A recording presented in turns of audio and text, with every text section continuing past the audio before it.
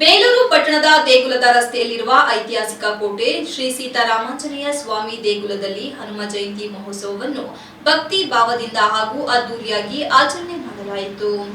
ಈ ವೇಳೆ ಮಾತನಾಡಿದ ಶಾಸಕ ಎಚ್.ಕೆ. ಸುರೇಶ್, ದತ್ತಮಾಲ ಕೇವಲ ಒಂದು ಧಾರ್ಮಿಕ ವ್ರತವಲ್ಲ, ಇದು ಶಿಸ್ತು, ತ್ಯಾಗ ಮತ್ತು ಸಂಸ್ಕಾರದ ಸಂಕೇತವಾಗಿದೆ.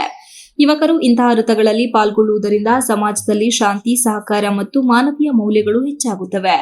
ನಮ್ಮ ಸಂಪ್ರದಾಯ, ನಮ್ಮ ನಂಬಿಕೆ ಮತ್ತು ನಮ್ಮ ಸಂಸ್ಕೃತಿಯನ್ನು ಮುಂದಿನ ಪೀಳಿಗೆಗೆ ತಲುಪಿಸುವ ಸೇತುವೆ ದತ್ತಯಾತ್ರೆ. ಸರ್ಕಾರದ ಪರವಾಗಿ ಭಕ್ತರ ಸುರಕ್ಷತೆ ಸೌಲಭ್ಯಗಳಿಗಾಗಿ ಅಗತ್ಯ ಕ್ರಮ ಕೈಗೊಳ್ಳಲಾಗಿದೆ ಎಂದು ಹೇಳಿದರು. ಈಗಾಗಲೇ ಸರ್ಕಾರ ದತ್ತಪೀಠ ಹಿಂದೂಗಳ ಧರ್ಮಪೀಠ ಎಂದು ಘೋಷಣೆ ಮಾಡಿದ್ದು, ಅತಿ ಶೀಘ್ರದಲ್ಲಿ ಸಂಪೂರ್ಣವಾಗಿ ಹಿಂದೂಗಳ ಎರಡನೇ ಅಯೋಧ್ಯೆಯಾಗುವುದು ಸನಿಹದಲ್ಲಿದೆ ಎಂದ ಅವರು, ನಾವು ಸಹ ಕಳೆದ 10 ವರ್ಷಗಳಿಂದ ಒಬ್ಬ ದತ್ತಪೀಠದ ಸೇವಕನಾಗಿ ದರ್ಶನ ಮಾಡಿಕೊಂಡು ಬರುತ್ತಿದ್ದೇನೆ ಎಂದರು.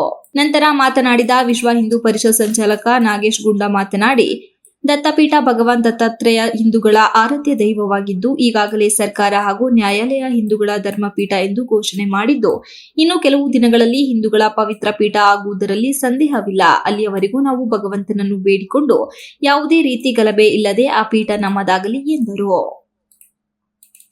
ದತ್ತ ಮಾಲಾಧಾರಿಗಳೊಂದಿಗೆ ಹೆಜ್ಜೆ ಹಾಕಿ ಕುಣಿದ ಶಾಸಕ ಎಚ್.ಕೆ. ಸುರೇಶ್, ಪ್ರತಿ ವರ್ಷವೂ ಸಹ ಒಂದೊಂದಿಷ್ಟು ಸಂಖ್ಯೆಗಳು ಜಾಸ್ತಿ ಆಗ್ತಕ್ಕಂಥದ್ದು ನಿಜವಾಗ್ಲೂ ಸಹ ಭಗವಂತನಲ್ಲಿ ಭಕ್ತಿ ಪೂರಕವಾಗಿ ಹೊರತು ಬರ್ತಾ ಇದೆ ಅಂತದಕ್ಕೆ ಈ ಸಾಕ್ಷಿ ಕಾರಣ ಅಂತಕ್ಕಂಥದ್ದನ್ನು ಈ ಸಂದರ್ಭ ಹೇಳಬೇಕಾಗುತ್ತೆ.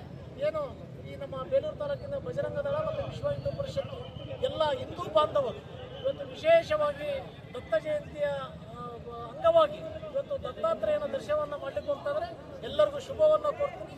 ಎಲ್ಲರೂ ಒಳ್ಳೇದಾಗಲಿ. ಜೈ ಹಿಂದ್, ಜೈ ಕರ್ನಾಟಕ, ಬೋಲೋ ಭಾರತ್ ಮಾತಾ. ಆಗ್ಬೇಕು ಅಂತ ಹೇಳಿ ಕೇಳ್ಕೊಂತೀವಿ. ಗುರು ದತ್ತಾತ್ರೇಯ ಎಲ್ಲರಿಗೂ ಒಳ್ಳೇದು ಮಾಡಲಿ. ಬೇಲೂರು ಜನತೆಗೆ ಎಲ್ಲರೂ, ಬೇಲೂರು ಜನತೆ ಅಂತಲ್ಲ, ಎಲ್ಲ ಯಾರು ದತ್ತಾಪೀಠಕ್ಕೆ ಬರ್ತಾರೆ ಎಲ್ಲರಿಗೂ ಒಳ್ಳೇದಾಗಲಿ ಅಂತ ಹೇಳಿ ಕೇಳ್ಕೊಂತೀವಿ. ಜೈ ಶ್ರೀರಾಮ್. ಈ ಸಂದರ್ಭದಲ್ಲಿ ಬಿಜೆಪಿ ಮಂಡಲ ಅಧ್ಯಕ್ಷ ಸಂಜಯ್ ಕೌರಿ, ಮಹಿಳಾ ಅಧ್ಯಕ್ಷೆ ಶೋಭಾ ಗಣೇಶ್, ಪತ್ರಕರ್ತರ ಸಂಘದ ಪ್ರಧಾನ ಕಾರ್ಯದರ್ಶಿ ಬಿಬಿ ಶಿವರಾಜ್, ಭರತ್ ಬಿರಡಹಳ್ಳಿ, ಅರೇಳಿ ಭರತ್, ಮೋಹನ್ ಸೇರಿದಂತೆ ಇತರರು ಇದ್ದರು.